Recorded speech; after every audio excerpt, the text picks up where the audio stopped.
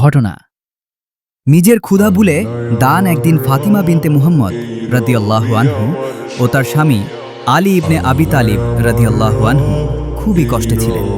তাদের ঘরে ছিল মাত্র সামান্য কিছু খাবার, যেটা দিয়ে তারা রোজা ভাঙার জন্য প্রস্তুত হচ্ছিল।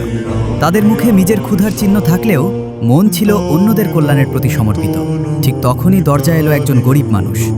সে ভিক্ষা করতে এলো, চোখে ক্ষুধার চিহ্ন এবং কাঁধে জীবনের কষ্ট। সে বলল, দয়া করে যদি কিছু থাকে আমাকে দিন। ফাতিমা রাদিয়াল্লাহু আনহা কোনো দ্বিধা ছাড়াই নিজের ক্ষুধা ভুলে ছোট খাবারের ভাজা অংশটি তুলে দিলেন। তিনি বললেন, এইখান থেকে খাও, আল্লাহ তোমাকে আনন্দ দিক। গরিব মানুষ খুশি হয়ে হাত পেতে খাবার নিল। তাদের ক্ষুধা মিটেনি, কিন্তু হৃদয়ে শান্তি পেল। পরদিন আবার ইফতারের সময় দরজায় হাজির হলো এক এতিম শিশু। শিশুটি খুব ক্ষুধার্ত, চোখে অশ্রু, হাতে কিছু নেই। ফাতিমা রাদিয়াল্লাহু আনহা ও আলী রাদিয়াল্লাহু আনহু তাকে নিজেদের সামান্য খাবার খাওয়ালেন। নিজেদের ক্ষুধার্ত থাকা সত্ত্বেও শিশুর মুখে হাসি ফুটল। এই হাসি তাদের জন্য ছিল আল্লাহর একটি অমূল্য উপহার।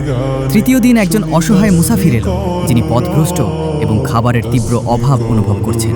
ফাতিমা রাদিয়াল্লাহু আনহা ও আলী রাদিয়াল্লাহু আনহু আবারও নিজের ক্ষুধা ভুলে তাকে খাওয়ালেন।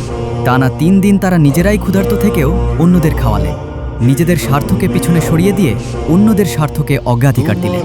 শিক্ষা: সত্যিকারের ঈমান মানে হলো নিজের ক্ষুধা, কষ্ট এবং আরামকে পিছনে সরিয়ে অন্যের কল্যাণের জন্য কাজ করা। যারা নিঃস্বার্থভাবে অন্যকে সাহায্য করে, আল্লাহ তাদের জন্য অসীম প্রতিদান রেখেছেন। ত্যাগ, দয়া এবং উদারতা শুধু অন্যকে খুশি করে না, বরং দাতার হৃদয়কেও শান্তি দেয়। ছোট দানও যদি হৃদয় থেকে আসে, তা আল্লাহর কাছে অমূল্য। মোট কথা, সত্যিকারের ঈমানের পরিচয় হলো নিজের ক্ষুধা ভুলে নিজের স্বার্থের চেয়ে অন্যের